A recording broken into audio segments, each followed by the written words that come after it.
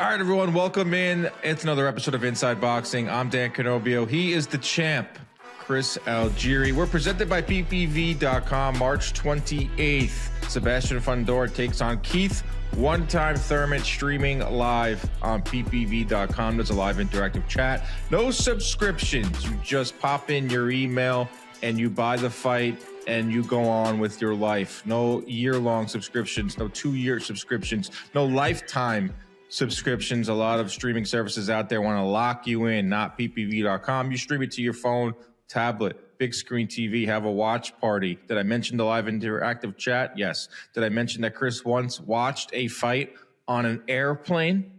That's how good the streaming capabilities are. It's some of the best in the business. So follow ppv.com. They're a proud presenting sponsor. They have been for several years. Order Fundora versus Thurman on ppv.com. Let's have a great time on March 28th, which is quickly approaching. Hello, Chris. Welcome into Inside Boxing. What's up, Dan? Good to be here with you on a Sunday. I got my morning Joe. I'm getting ready to talk some boxing. Saw your Instagram story. That's a heavy breakfast: steak, eggs. Some leftover steak from yesterday from barbecuing up, and I love me some steak and eggs. So got a little kimchi in there too. So I got to get some kind of vegetable. What does that do for you? It's good for digestion. Actually, it'd be really good for you. You're in your stomach issues. Kimchi is really high probiotic. It's a fermented cabbage, and it's spicy. It's very spicy, but really good for your gut and digestion. I bought some of that digestion soda. What is that? Like the healthy sodas. Ginger ale? No. Like they're selling sodas now, like Poppies. There's sodas. Oh, yeah. Yeah, the Poppy. I know that one. Yep. Yeah, I got a couple of those. So I'm doing my part. All right. Let's get into it. It was a interesting weekend in boxing. Friday night, we had possibly the fight of the year. You were on the call. Najee Lopez stops Manuel Gallegos in the 8th. Saturday night, we had some mediocre kind of boxing. It wasn't the greatest slate. We kind of knew that going in. We also have voicemails that we're going to get to on this episode, but we'll start with what is the clubhouse leader for 2026 fight of the year. Najee Lopez, Manuel Gallegos, Pro Box TV. You were on the call, Chris. That energy inside that arena was radiating through my screen. What a fight. What a fight. What a night. What an arena. My voice is still hoarse, if you can tell. So if you guys are listening at home and I sound a little different today, it's because that was an intense night of fights. The whole card was good, top to bottom. But the energy in there was good. It was crazy. We're pulling up. Christina Poncher was on the call with me alongside Paulie Malignaggi, as usual. So Christina and I are arriving at the arena, and it's like 5:45, 6 p.m. People are walking up already. They're showing up early, and they stayed all night long. Great crowd over in Orlando. The Puerto Rican based fan base over there is fantastic, but great energy all night long. We had good fight after good fight after good fight. We're saying, wow, this card is really good. And the main event has a lot to live up to. And God, did it deliver. I mean, absolute war. First round, Najee Lopez goes out there, looks everything that we think he is. Super sharp, great jab. I mean, awesome ring control, cracking power shots, setting everything up with the jab. And then round 2, clash of heads. They get cut. And war begins. From there on out, it's a shootout. These guys are just back and forth, nonstop action, heavy punching, hurting each other back and forth. Najee gets dropped. He hurts Gallegos, goes in for the finish, and then gets dropped to the right hand. Gallegos comes right back. And then Najee got back up and actually stopped him the very next round. But, absolute war. Both of them were cut, blood all over the place. I have blood all over my suit and my white shirt from the fight. I got to take everything to the dry cleaner today. But, dude, the scene in there afterwards, people were rushing the ring. Coaches were getting into fist fights. Yeah. Najee's in the middle of the ring, lying down, praying, crying, literally crying through the blood and tears in the middle of the ring, gets lifted up. People were going absolutely insane. Edgar Berlanga's there screaming his absolute head off because he's very good friends with Najee Lopez. Brian Norman was a former stablemate of Najee Lopez. He was there. He came on the call and spoke very highly about him. Yeah, man, this kid is riding really high. Yeah, I mean, it was spectacular watching it from my couch, and it was pretty cool to see. It was like free and streaming on YouTube. A really big, large amount of people watching. I'm really happy that Pro Box is getting their shine because you guys have been putting on these types of cards, these types of fights for a while now. I know we spent a lot of time talking about Zuffa. This is pretty much Zuffa was trying to do is what Pro Box has been doing for a while now. I know you're not going to say it, so I will. That's why you need an atmosphere. Like you could never recreate. Like I guarantee, I bet you're the same amount. How many people were in the arena that night? 3,000? Not even. It's a smaller venue. It was packed, but it's not a big venue at all. So 1,500, 2,000 maybe. But it's more accessible than when like the Apex Arena. Not to turn this into a Zuffa versus Pro Box thing, but my point is you need that environment. You need that colorfulness. Like it was just colorful. Like it was a great fight. I think the scenes afterwards were insane. You have Berlanga, like you said, you have some of these fighters there. You have just like the thrill of victory and the agony of defeat. The thrill of victory is Najee and the going to his knees and maybe a little bit of agony from the pain and what was an unbelievable fight. But yeah, the scenes were nuts. I want to talk about Najee Lopez because I feel like a lot of fans, some fans knew who he was, but now everyone's going to understand who he is because this is the fight of the year so far, and it's going to be really hard to top it. He's now top 15, or he was top 15 and still is in all sanctioning bodies at light heavyweight. That people are talking about, oh man, like he finds himself in these firefights. He could have boxed a little more. What can you tell us about Najee Lopez and how quickly can he ascend into maybe the top 10? So Najee is he's a really interesting case. When I first met Najee, when I first came on Pro Box about 3.5 years ago, and he used to fight at heavyweight in the amateurs. Had a couple fights with Jared Anderson. Like was a good international level heavyweight amateur. Very good amateur pedigree. Came up with some good guys, like I said, Jared Anderson. And then when I met him, he's like, "Oh, I'm on my way down. I'm getting my weight down. I'm gonna fight at light heavyweight or even super at middle." I was like, "Whoa, he's big. He's 6'3", wide shouldered." So when he said that, I looked him up and down. I was like, "Man, you'd be a really big 75 pounder." He's been campaigning now at 75 for most of his career. I've called almost all of his fights on Pro Box TV. And he's a very sharp boxer. He's got great athleticism, really good athletic build, the way he's able to utilize his jab. His reactions are very good. He's got fast hands, good puncher as well. But he wants to knock you out. He punches with bad intentions. He's not just going to score points, even though he can get behind that jab all night long. He could have done that the other night. He could have done that with Gallegos, and it would have been a lot safer for sure. But we wouldn't have got the classic that we got. Because he wants to hurt you. He doesn't want to just score points. He wants to knock you out. And Gallegos is a perfect foil because that guy, he loves 50-50 exchanges. He wants to trade with you. You can hit him. He was stone-faced all night long. It didn't matter. You get cracked, you would get hurt, whatever. Face stayed the same, goes right back at you. And even, you mentioned the thrill of victory and the agony of defeat. It made me think of Gallegos. Walked out of there with his chin high. I looked at they lifted him up. That was pretty cool. He should feel that way because he gave it his all and he was close a few times, to winning the fight, but fought with absolute honor and respect. Fantastic showing. They both were giving each other a lot of respect after the fight. But yeah, this is what boxing is all about, baby. And Najee Lopez, listen, he got called. He was actually in the running, I think, for a Beterbiev, and Beterbiev obviously didn't fight, but he got the call. So people know him. He's getting these calls. And I think a lot of people are going to know him now. I got to speak to him briefly after the fight. He was so overjoyed and so emotional. And I was like, "Hey man," I'm like, "You always had it, but now everybody knows who you are." Yeah. So that target's going to be on his back, and he's ready for it. So he'll get into the top 10, or I assume the next series of rankings, he'll skyrocket into the top 10. I would think so. Gallegos is he's lost a few times already. Khalil Cole stopped him. Pacheco blasted him out.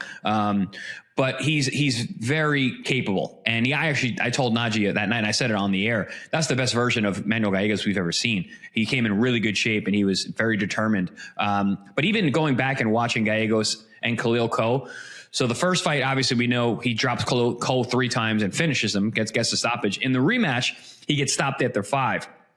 But even that second round of that fight, Khalil Ko got hit with a body shot. His eyes went like huge, and he was like, "Oh no, I'm back where I was in that first fight." He was very much in that fight, but ended up getting stopped later on. And even in the Pacheco fight, I didn't realize how competitive that fight was until Pacheco caught him with the body shot and stopped him.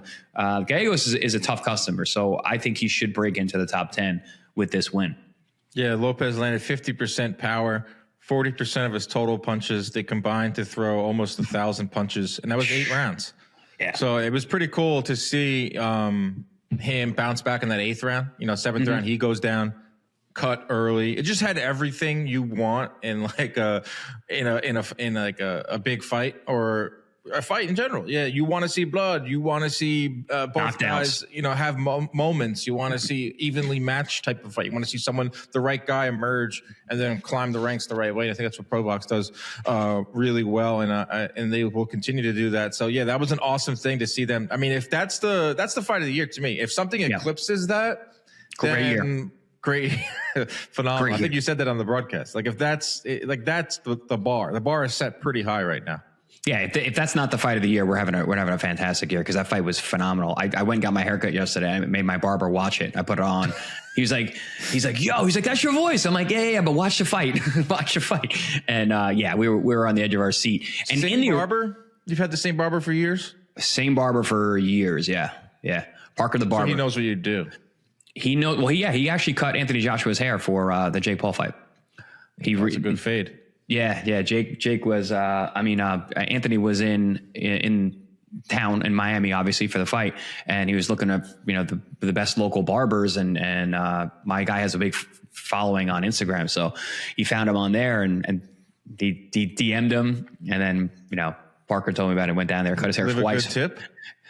I'm sure. He said he was treated really well, and Anthony is a great guy. So singing his praises as a person, which is cool to hear. I had my old barber for years, and obviously he knew what I did, and he was like super proud. Like whenever I did anything on Netflix and stuff, he would like post it on Twitter or socials. And then I got a new barber, and like he's like, "Yo, what do you do, man?" And I was like, "Oh, I work in boxing." He's like, and all the other barbers like they turn around, they're like, "What do you mean? Like you box?" I was like, "Does it look like I box?" Yeah. I was like, "No." I was like, "I literally just call the fights," and then like, "What do you like? Which fights?" And I pull up Instagram, and they're like, "Oh my god, this dude was at this fight. He was at this fight." Like the barber shop will always be like a boxing haven. Absolutely. It's the men's arena of a barber shop, and boxing is the greatest male dominated sport to talk about. But yeah, now barbershops. I mean, listen, it's the coming to America scene in the barbershop where they're talking about Joe Lewis, and Rocky Marciano. 127 years old. Yeah. Joe Lewis was 167 years old when he bought Rocky Marciano. But yeah, exactly. no, that's a big part of it. But I was going to say about the actual action while it was happening, because when watching it back, it's not as violent always, right? It's always when it's live, it's so much more violent. Yeah, when you're live, you're so much more. I have to remind myself that when I call fights, it's like not everyone's here. You know what I mean? Like people are watching at home, but not everyone is like in the energy in the arena. It's so much different when you're watching at home, but still, it was a big fight. Yeah, this one, it did bleed into it a little bit. You could tell the energy in the arena was really good. It was bleeding out into the telecast, but while they were trading, they were both throwing such heavy leather back and forth. It was bombs away, and like at any moment you're sitting there, you're watching it, you're like cringing. Like I'm calling a fight, but also cringing while I'm doing it, and I'm trying to like stop myself because I'm still a person. I'm watching two guys throwing bombs at each other at close range. I mean, it was just so intense. And at any moment, you're like, these guys are getting clipped and the fight could be over. And it almost happened when Najee was going in for a finish and he gets dropped with a right hand. And then they clash heads together. They're bleeding. There was blood everywhere. I don't know. It was such a fun night. I couldn't sleep after. I was up till like 2 in the morning. I was up till 2 in the morning. Yeah, I couldn't sleep. Easy. Yeah. Paulie said he was going to go work out, and he said he was going to go to the gym that night and work out. He's like, I'm going to go work. I'm going to lift some weight. I was like, I'm going to change my life. I'm going to change the way I eat, sleep, breathe. That's what a crazy fight like that. The emotions, like if anyone hasn't watched it, go out and watch it. It's on Pro Box TV's YouTube. Very accessible too. That's the amazing part. You know, it's not buried on DAZN. It wasn't behind a paywall. Yep. Paywall. It was like right on YouTube. And I think that's great for Najee Lopez. It's great to see a guy like that have a great fight. And now he moves on and should get some big fights in a division that is pretty top heavy, like beyond Beterbiev, Bivol, Benavidez. Should he go back down to 175? I mean, it's pretty wide open, top 10. I mean, he can find himself in the top 10 and all of a sudden you're creeping up on a title shot and all of a sudden Beterbiev and Bivol are gone or at different weight classes or retired. So as long as he keeps winning and maybe institutes the jab a little more and some head movement, he could get himself right in the mix. Yeah, and not that it really means anything, but I'm looking on BoxRec right now, and they have him at number 6. So behind Joshua Buatsi, Mehmet Unal, David Morrell. Callum, they're going to fight each other. For the record, David Morrell was sparring with Manuel Gallegos. So that's one of the reasons he was so prepared to fight a guy like Najee, because that's incredible work. You're working with David Morrell in Vegas. He did part of his camp in Los Mochis in Mexico with the Montiel brothers. And then second half of camp was in Las Vegas, and he was getting great work on there. That's why he was in such good shape. Some good fighter meeting nuggets right there. Chris pays attention in the fighter meetings. Well, I had to host them this time, you know, because Christina was traveling mostly, and Paulie, so I had to kind of lead the fighter meetings this time. Carry the weight. When I do those fighter meetings, and I've done a lot for MVP, and it's usually guys that are like 2-0, 3-0. I always start off with explain your fighting style to someone that's never watched you box. That's my opening question for every fighter meeting. Because I want to hear what that shows you also that you don't know them. like I don't know how you fight. I can't research for the fighter meeting. The fighter meeting is where I learn. Like I always want to be prepared. I don't want to embarrass anyone. I don't want to like disrespect anyone. But like at some point I have to learn about you as well. Like so I can't be researching for the research. I like to ask, in a perfect world tomorrow night when you fight, what does it look like? Right. Like, I get or explain your style. They go, oh, I can do everything. Yeah, I love that. I love that one. I can do everything. I'm like, you're front foot, are you back foot, are you a puncher, are you a mover? Whatever I need. Whatever I need. I can do whatever I need to be.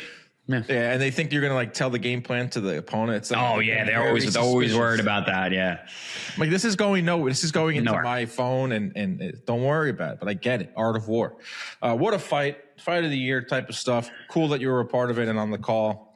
You've been on the call for some big ones, man. Last year, Inoue and Cardenas, which could have been fight of the year. So another Pro Box TV fighter, Ramon, is a Pro Box TV guy. So it's interesting. They're flowers.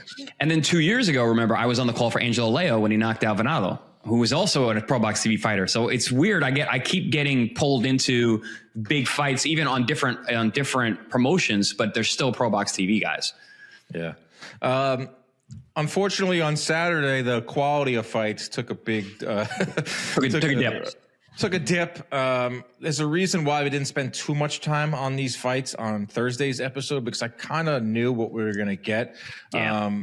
Some of these fights are just not great. Barboza defeats Kenneth Sims. I thought Barboza looked really good, but the fight never caught fire. Barboza at 147. He looks pretty good. That was the main event on Saturday night with Golden Boy. Yeah, Barboza. I like Barboza. Like we actually got to interview him before this fight on Pro Box TV, getting ready for this, and we deal with a lot of Rick Meridian fighters. So met him a few times. We were out and doing shows on the West Coast. Really, really nice guy, and he's a good, capable fighter. But yeah, he's not a wow guy. He's not going to wow you. He's very meat and potatoes. He's gonna jab. He's gonna move. He does everything pretty good. He's a solid guy. And Sims is a very good boxer, but like he just can't kind of get over the hump. So yeah, the writing was on the wall that this was not going to be a scintillating fight, and it certainly wasn't. Yeah, I'm trying to pull up his stats. Barboza. Well, he threw 60 punches around, because I was going to say the problem with Barboza is if you're not a knockout guy, right? You got to be a volume guy. Yeah. Like you, Chris, you weren't the biggest knockout guy, but you went in there and you threw 1,000 punches. Yeah. Like sweet science, in and out, just constant movement, giving us something aesthetically pleasing to look at. Where I feel like Barboza, that's usually not the case. And he's not the most exciting guy outside of the ring. So it's like really hard for me to get excited for his fights. And, but he looked good and he beat Sims, and Sims was coming in off of that Duarte loss where it was very close. I just thought Sims just couldn't figure him out. Barboza was just a little bit better. But he now moves on at 147. I don't know who will get there. It's a division that's, top heavy, just like light heavyweight. Alexis Rocha defeats Jojo Diaz. Rocha's first fight in 15 months.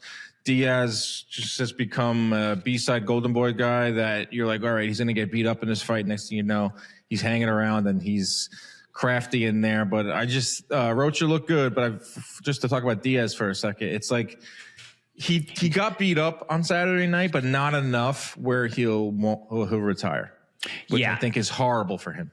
He's just hanging on. He's just he won't go away. He's 33, but he's an old 33. Between the wars that he's had some big fights. He's fought some top flight competition, and also his battles outside of the ring with addiction, which was very out there in the open. Yeah, he's been through a lot. So he's an old 33, but he's hanging on, man. He does just well enough to be able to stick around. And like you said, he's getting used as a Golden Boy B-side. He's a new weight class every time he fights. If he was 35, 40, 47, he's just kind of seems like he's just showing up. But like, he does have skills. He's very good. He's a world-class operator. He's tough now. Super tough. But that's, like you said, I don't know how good that is. As you're getting older and fighting more of these guys, and they're bigger. You're fighting bigger guys. Welterweights are big. Alexis Rocha is a big welterweight. So you're taking big shots from a guy who can punch and is just a bigger man. After the fight or before the fight, DAZN Mannix, I don't know if Golden Boy wanted them to push this or if Mannix actually believed it. I don't want to insinuate that Golden Boy would tell Mannix what to say, but they were pushing Rocha versus Ryan Garcia before the fight. And I was like, what are we doing here? And then the fight plays out, and then Rocha afterwards is calling out Ryan Garcia left and right, because if Ryan doesn't have a dance partner, it's a Golden Boy fight, it's a California fight.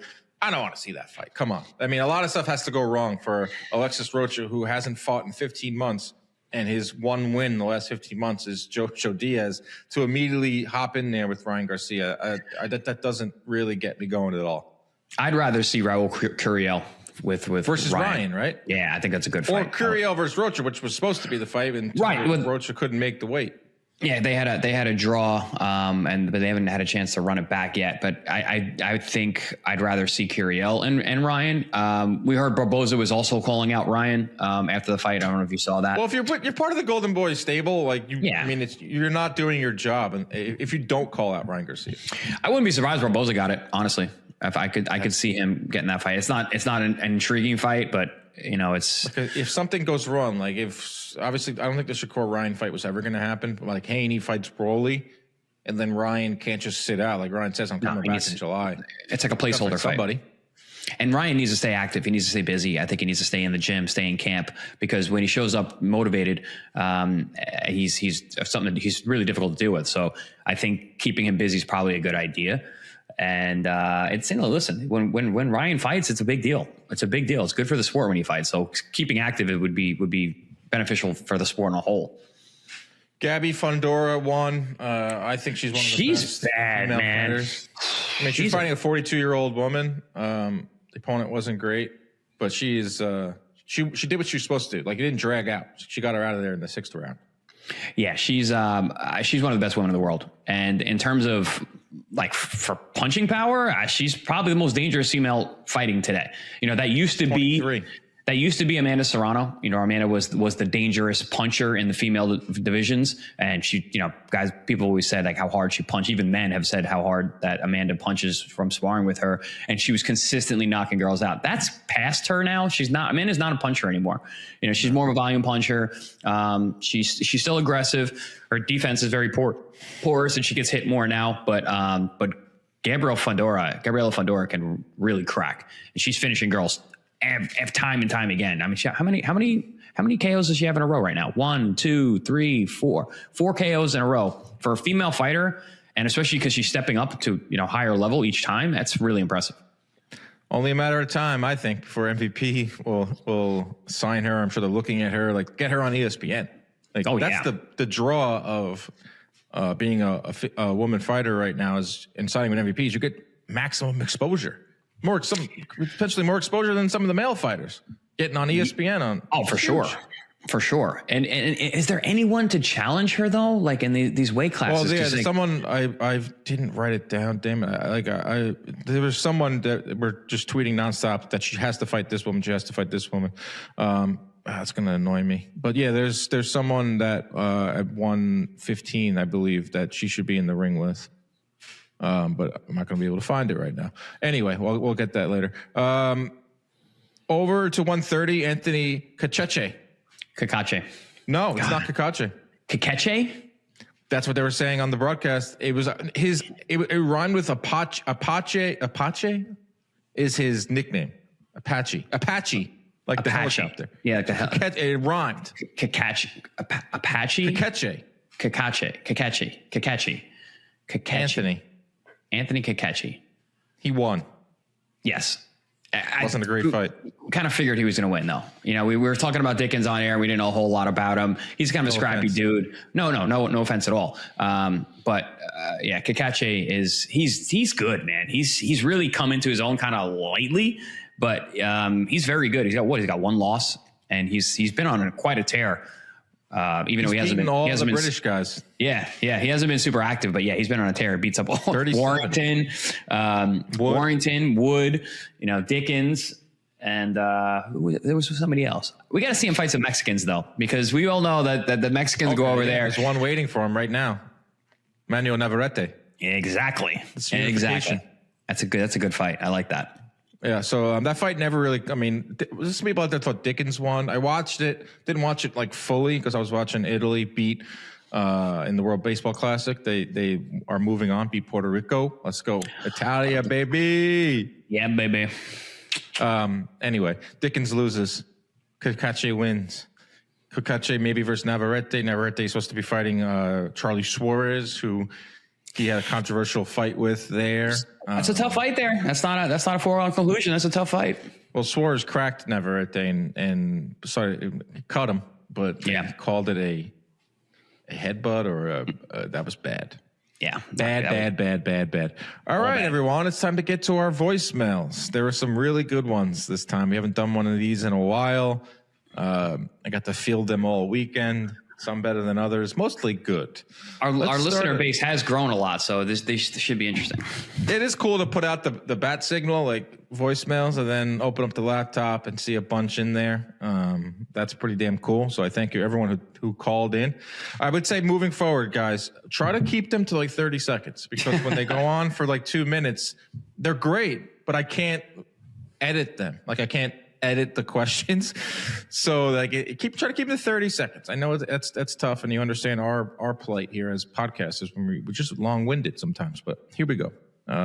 Let's get into it. Yo, Chris, Dan, this is Max from New Mexico.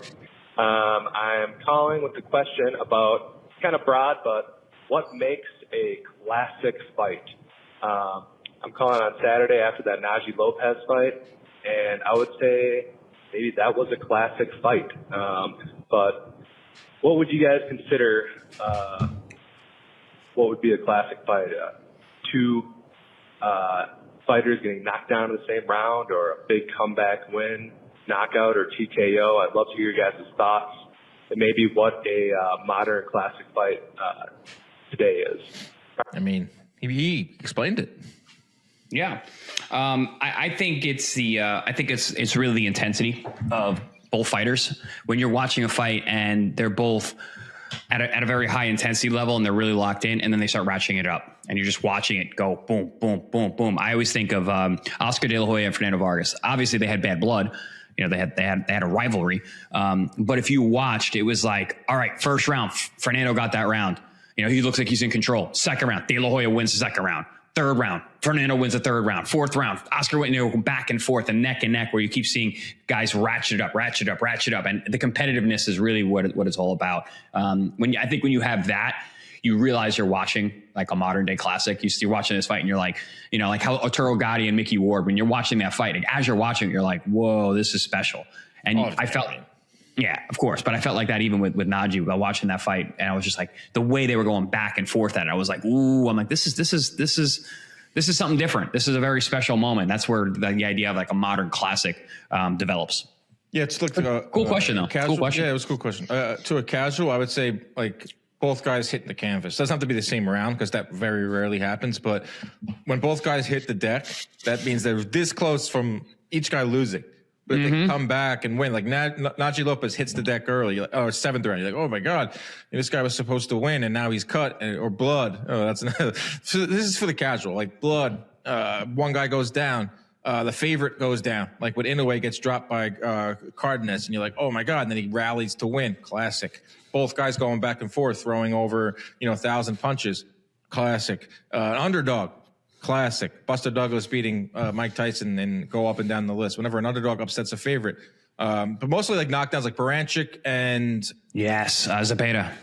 Good gracious. I mean, that was had like... Good gracious. Good gracious. That's a classic because both guys hit the deck numerous times. And ended in a vicious KO. Like that's another levels facet of classics. Like yours with De La Hoya was more like, all right, that's like a technical classic where you got to be really hardcore locked in. But there's other ways where both guys hitting the deck, I feel like, is the number one indicator. Or a lot of blood, a lot of punches, those types of things. So that was a good one. Here we go. Hey Dan, hey Chris. So when I started boxing 7 years ago, the age of 16, and I started coaching 3 years ago, nobody really told me how much time the sport would consume, especially as coaching. I'm coaching 2 to 3 hours every single day, Monday through Friday, on top of my full-time job. Saturday, I'm doing film study over live fights and, whatever fights come on my radar, so I can be a better coach to my students. What I want to know is, how the hell do I have any time for women or for hanging out with friends outside of fight night or anything like that? Y'all must be lying about being able to pick up women and girls and whatnot, throughout the week. This shit is impossible. How am I supposed to do this? Any advice? So it's like dating. He just wants to learn how to manage his time. Yeah, it's time management. It's a time management question more than anything. But also, I think you could hear the frustration in his voice at the end there. Towards the end, it sounded a little frustrated, my man. Yeah, little bottled up. But listen, I'll say this: when I was fighting in college, I was in college. I had a job. I was training people, and I was fighting professionally. And I just did not have time for personal relationships, for girlfriends, nothing. That was not part of it. You're married to the game. Yeah, even my family life was like, I was just when I was fighting, especially, I was just a miserable person at all times. I was so tired. I was hungry. I was overworked. I had no time. I was completely focused on boxing, and that's just part of what a passion is. When you're passionate about something that is as difficult and nuanced as boxing is, you got to be married to the game, just like you said. So in terms of your time management there, it's like, how much do you love this sport? Do you really love it that much? Well, your significant other is going to have to understand that. When you do meet this lady or guy or whatever you're into, you're gonna have to come to that conclusion. Like, listen, this is a part of who I am. I am a fighter. I'm a boxing coach. I love this game. I'm passionate about it. But this is going to be part of our relationship as well. Tired, hungry, and no love. Yeah, tired, hungry, horny. Tired, hungry, horny is not a great way to live life, but that's the life of a fighter. That's the life you choose. I mean, this guy. I haven't never really thought of it like that, because I thought of it how I experience boxing as a full-time media guy, and it's very, very time consuming just from my standpoint of watching fights all day. See, yesterday I watched fights all day long. Like I said, they weren't the greatest fights, and I'm sitting there watching them. But you still got to watch them. Still got to watch them, and then you got to get ready for the show, and you got to think about upcoming gigs, and you got to prepare. You got to listen to these voicemails. That's a big time investment right there. Hell yeah, it is. I got to sift through these voicemails, but I'm not complaining because this is the best job in the world. But I think it comes down to just like anything in life. It's like, how much do you love it? Like you said, this guy seems like he loves it. So, and he's 16. He said he started when he was 16. He's 7 years, so he's 23 years old. You got plenty of time for all that stuff. Like, do it now. Put in the time now. And then when you get a little older, you meet someone, and if your significant other isn't into what you do, then get rid of that person. I'll say that number one. Yes. If someone's going to try and get away, and I had some girlfriends over the years that just were not willing to deal with my other partner, which is boxing, and they had to go. There was a no brainer for me. Like, if you're going to try and get between me and boxing, you're out, because that's not happening. Hit the road. Don't let the door hit you where the good Lord split you, bro. Especially like weekends too, like Saturday night. Gotta watch Friday night, Saturday night. Yeah, that's I do the podcast. So, I mean, you got to find someone that will maybe either watch it with you or understand it, or hey, Sunday night could be our night, Friday night, during the week. I think restaurants and dates are better during the week. I don't think it matters. You know, when you're an adult. Shouldn't matter. Yeah, exactly. It's weekend when you're an adult. What's the difference? Yeah, there's a difference. It's another day. There's no difference. Here we go. Hey, what's going on, guys? I just wanted to ask. So, we saw Ryan, pretty much just squash Barrios. We saw that, he has a lot of boxing ability when, he really trains hard. We saw that he has a right hand. He's using the jab, the 1-2, he's going to the body. He's doing a lot of good stuff that we haven't really seen him do consistently before. So with all these new weapons, and especially that right hand, how do you see the rematch with Haney playing out? Do you see Ryan being more dangerous for him, or do you see maybe a more 50-50 fight? Because we did see that Haney drop Ryan Norman. Maybe he has more power at 147 as well. Yes, I think it will be way more competitive. I think when Ryan's locked in, like he has shown if Ryan fights like he did against Barrios, and I understand Barrios didn't give a lot back, he's very dangerous and he can beat anybody. Yeah, I think so. And I think a lot of those things, the key word from what that young man was explaining, he explained it very well, was consistency. Because Ryan always had those things. Ryan has a right hand. I talk about his right hand all the time, because his right hand that he was letting fly in the Tank fight was a dangerous punch, and you could see it. It was very heavy. And Gervonta was worried about it. So, he always was a two-fisted puncher. The kid can just punch. He's very fast, and he's physical. So that was always there. The jab, the discipline, that's something we had never really seen before. It definitely makes him a tough out for anybody.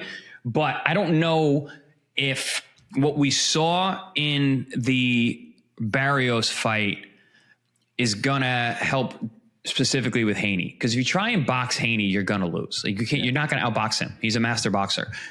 So it's going to come down to Ryan having to find that chin again.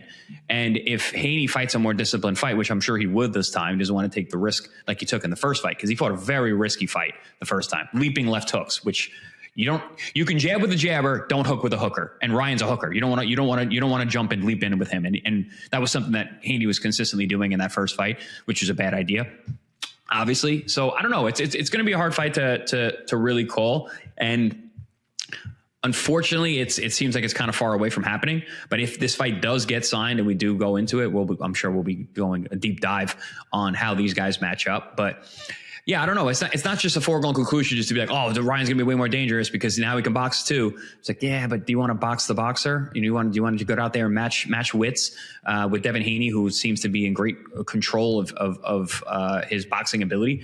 I don't know. But it's not an easy answer. Not as easy as it might look from the outside, just off the rip. Ryan's got to figure out a balance. He's got to be able to box like he did at times against Barrios, and then do what he did against Haney in the first fight. And that's what separates the good from the great, is if you're able to combine both and pick and choose your spots, not get super excited like we've seen Ryan in the past, searching for that knockout. We know there's going to be a lot of animosity in this fight, and it's going to be supercharged when they get in there. But if you're just going to strictly try to outbox Haney, I agree with you. Not going to win that type of fight. If he tries to mug Haney like he did, he might have some success, but also that was a really close fight. Their first one, if you take away all the knockdowns, people forget that. Craziest fight to kind of score and understand there. But in terms of like it happening soon, like Oscar did an interview with Mannix on the Saturday night Golden Boy card and said that's what he wants next. It's one thing for Oscar to say that, Haney and Rolly, I think, are getting closer and closer. Like they're almost finalizing a fight for May 30th. I just can't believe we're making the same mistakes again, over and over and over in boxing when it comes to marinating fights. Like Haney and Ryan should be next. Haven't we learned? They literally got burned just last year for this. It's happened with the same guy, with Rollies. It just doesn't make sense to me. It's like boxing doesn't have that many super fights. This is the best American fight out there, especially with Virgil and Boots on ice. Haney, Ryan should be next. No offense to Rolly. Perfectly fine. It's a great fight, Haney versus Rolly. Yeah, I like that fight. Now, in comparison, when Ryan versus Haney 2 is just sitting there, we need a third belt? Oh, okay. So people are going to be like, oh, I'm not watching this fight. Only 2 belts are on the line? Oh, third belt. Here's my money. Like, no. Just make it now before Rolly goes in there and upsets the apple cart again. That should be his nickname. Rolly. He's the apple cart flipper. That guy is making a name for himself doing that.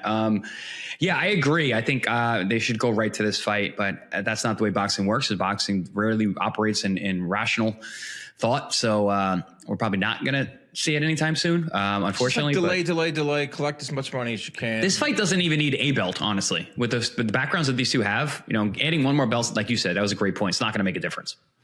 No, not at all. Let's get into the next one.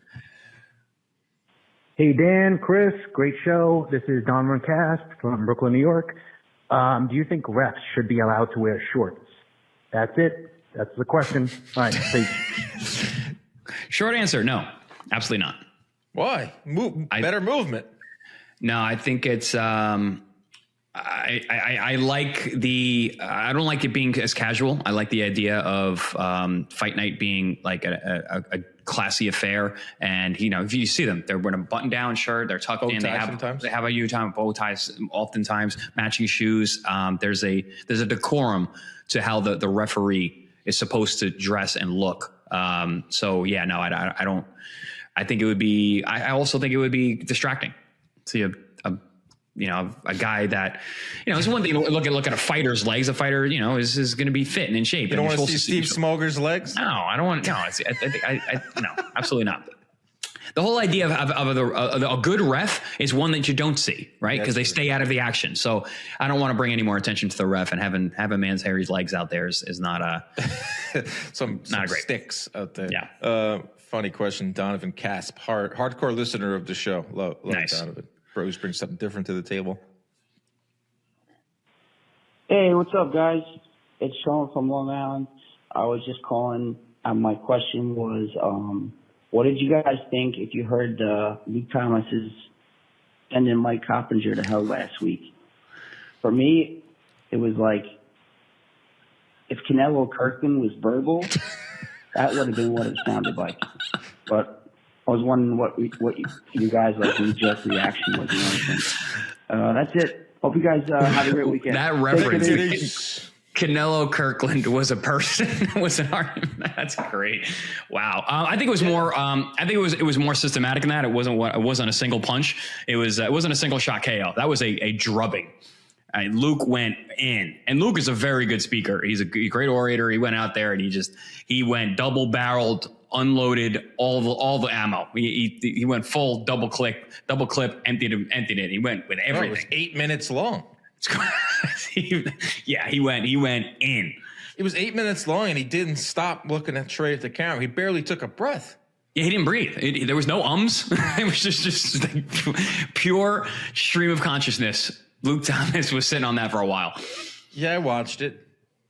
like 20, 25 times. It was wildly impressive.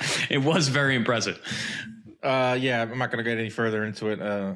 Yeah. Also, remind me not to get on Luke's bad side, because I don't want to be on the other side of that either. Jeez. I think he's a legend for that. Legend.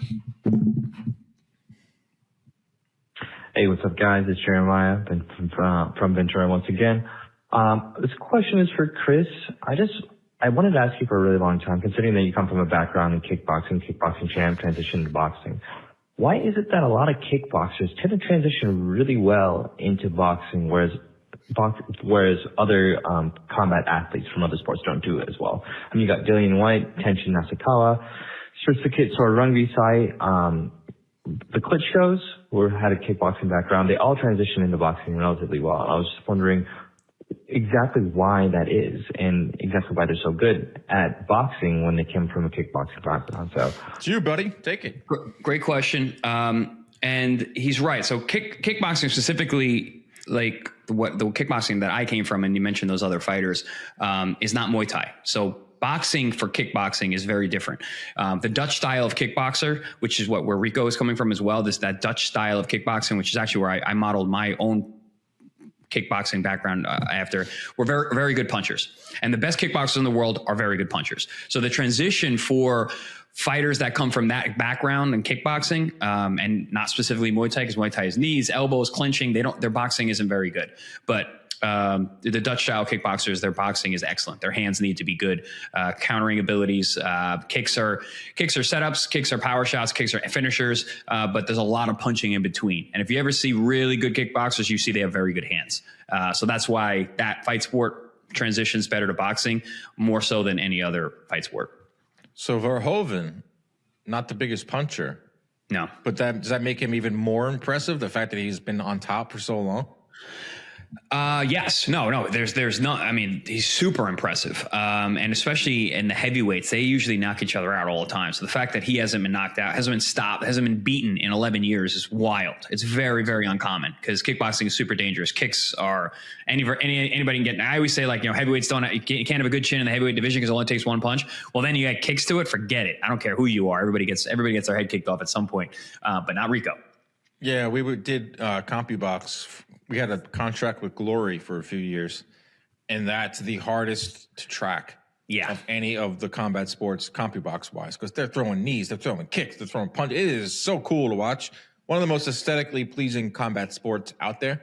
I agree. I think it's the most fun. That K1 style of kickboxing is very fast paced. 3 rounds normally, 5 rounds for a world title fight, and it's like they're shot out of a cannon.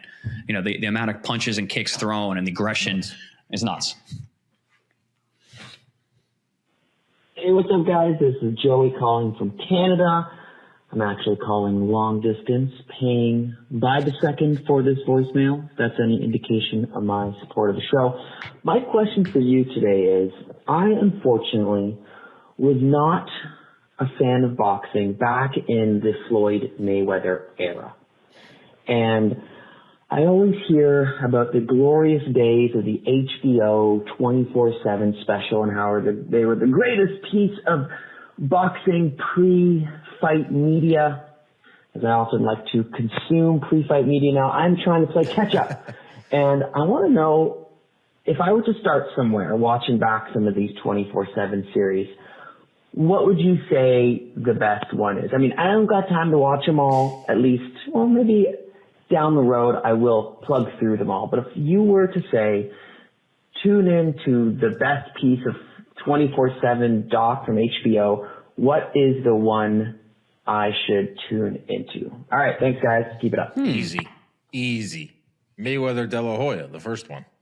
Yeah, that was a phenomenal one. The ending montage for that, episode 4 of Mayweather De La Hoya, like, just the thought of it gives me like chills running up and down my spine. Like, that is the best one. Obviously, Ricky Hatton versus De La Hoya. They had a great montage there about all Hatton's, where he came from with his corner. That was a great one. Ricky Hatton versus Mayweather. Yeah, sorry. You said De La Hoya. Yeah. Hatton versus Mayweather that was like, I think, the second one, I believe, the 24/7. So they were in their bag early. Yeah, those early Mayweather ones are you have to start there.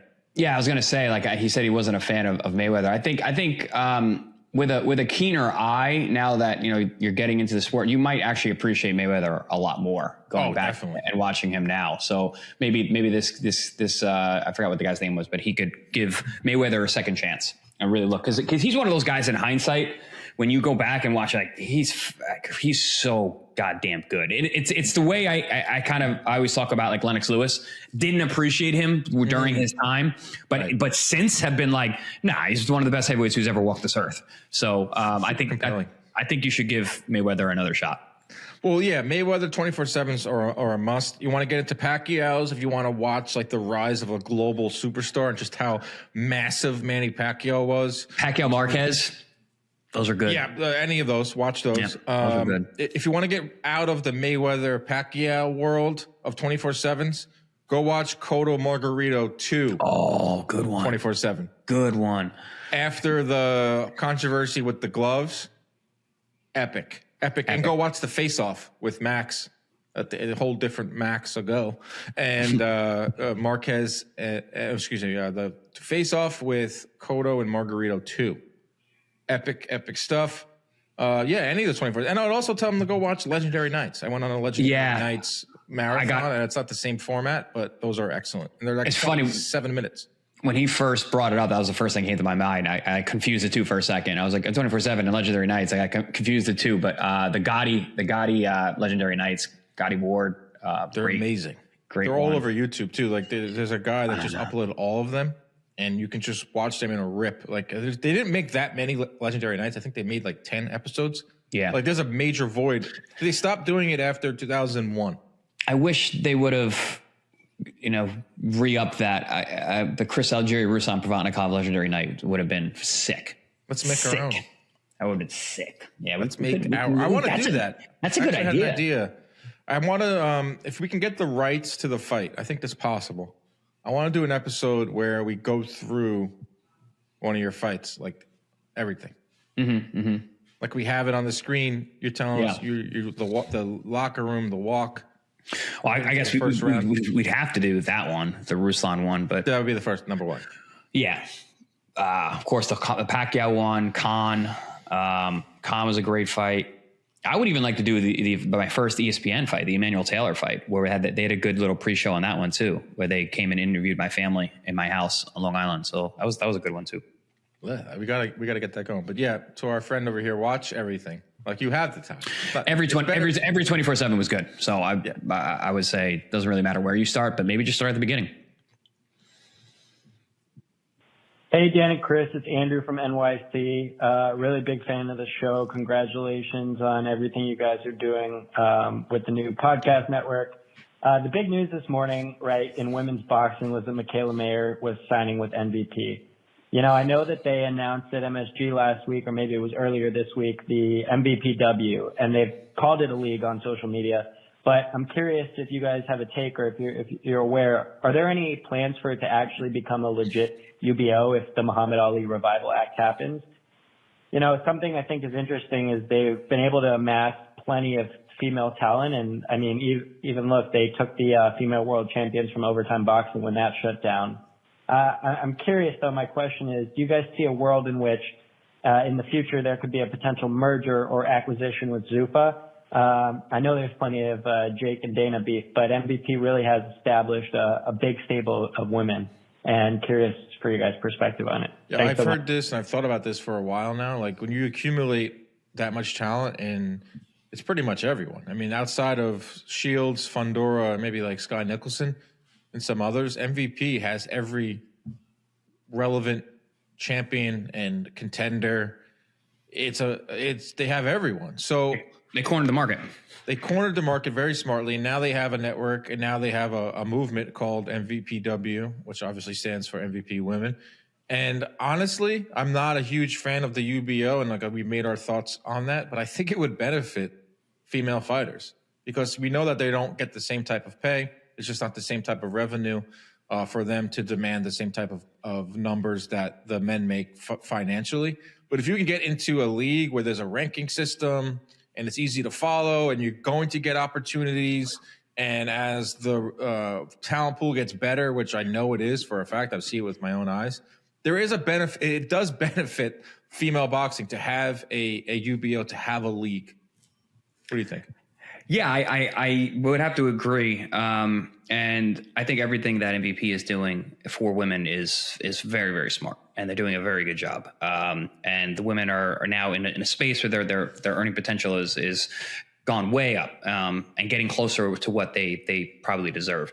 But also in terms of a potential merger later and Zuffa taking over, unless Zuffa completely dominates boxing and takes over and creates this new world order, I don't see that happening. Yeah, I don't see that happening either. Unless the NWO, the new world order of Zuffa, really does do what it's planning to do and take over everything, that's the only way I could see them being able to buy up what Jake has built with MVP and MVPW, because they're going to be very smart and hold on to that very dear. They're going to keep that one close to the chest, because they've cornered the market. They have everyone, and eventually they will have everyone. Like you said, there's a handful they don't have. They may never get Clarissa, but how long is Clarissa's career going to span? So that's an interesting question. Very interesting question. Yeah, and the powers that be at MVP, Nikisa, Jake, they haven't come out in full support. They're not going to say, "Oh, this is a league. This is we're going to have our own belts," because they still are working with the WBOs, the WBAs. They're not going to abandon the sanctioning bodies just yet. I don't know for a fact what they're going to do, but as we've seen, it's like they're not going to do that as of yet. But I would not be surprised, and because it would be I think it would be very beneficial for the women out there. Speaking of Zuffa, here's another one. Hey, Chris. Hey, Dan. My name's Max, calling from beautiful, sunny Florida. I was just watching a couple of the Zuffa cards recently, and I've noticed a lot of names that I've seen on Pro Box cards in the past, and it had me wondering, because Chris, I know you do a lot of work with Pro Box, and Dan, I know that you even really started dipping your feet into the MVP prospects cards and stuff like that. I was just curious if you guys worry that something like Zuffa is going to take away from some of these prospects that MVP would use or that Pro Box would use on their cards. Would it dilute the talent pool, or do you just think that maybe it's when one person leaves, it's time for the next person to step up? Yeah. So it goes on for a little bit, but we got the gist of it. So good observation. I think I said that. Did I say that on air? Maybe not. Maybe I didn't say it on our show. But yeah, the last Zuffa card, I think it was like 6 Pro Box TV alums on there. And listen, when there is a pool of B-sides or opponents rather, it's that everyone kind of dips from, and you would see it. Over the years, if you really pay attention, you follow like a top rank. As you see the undercard fights, you see where the development stages of guys' careers, you'll see a lot of the same opponents being used over and over again. So they kind of have their own talent pool in terms of the matchmakers for the guys that they're gonna bring in to fight their own talent. So there's always that, and that's a career in and of itself to be a quote unquote journeyman or an opponent or a B-side. Even though with Pro Box, a lot of our fights we don't really have B-sides because on our contender series where we match them evenly, 50-50 fights. But even on the build-up underneath those cards, we do have fights where guys are actually getting built, and you'll see some of those opponents. But I don't know, unless they sign them completely to if they sign up all the opponents, because it seems like they're more signing undefeated guys who are building rather than just getting everyone. And they're not exclusive. You're going to see overlap. But if they do that and they try and corner the market on the opponents too, it could make it a lot more difficult for smaller promotions like Pro Box TV to get those guys. But man, the population's so big. There's so many guys, so many fighters, and they're always coming up. I don't know how it's not realistic to be able to sign everyone. The population of boxers is just way too big. Yeah, I would say there's 2 camps. There's the upcoming guys that are undefeated that you want to invest in. Traditionally, promotions have, and that's what Zuffa is doing. And then there's the B-side guys that have a few losses, and those guys do get steady work, but they're kind of overlooked. They're not signing 4-fight deals.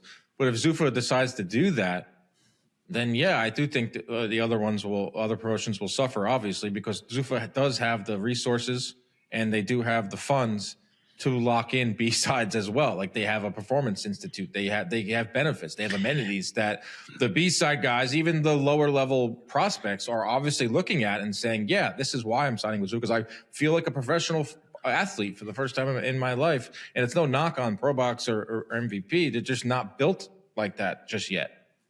But there's also what's the incentive to put on B-sides? If you sign an exclusive contract and you can only fight for Zuffa, you gotta keep the B-sides active. You gotta keep the opponents. Just go and scoop those up. Like those guys don't sign multi-fight deals. Exactly. You get a phone call a couple months before a fight, maybe a couple weeks sometimes, and you take it because you don't have nothing else out there. Right. But in terms of I think what this guy was asking was more along the lines of legit prospects. And yes, it's like Zuffa is going to scoop up a lot of them, and because that's all they have right now. The Connor Benz, that's not going to be their bread and butter. No. It's not sustainable.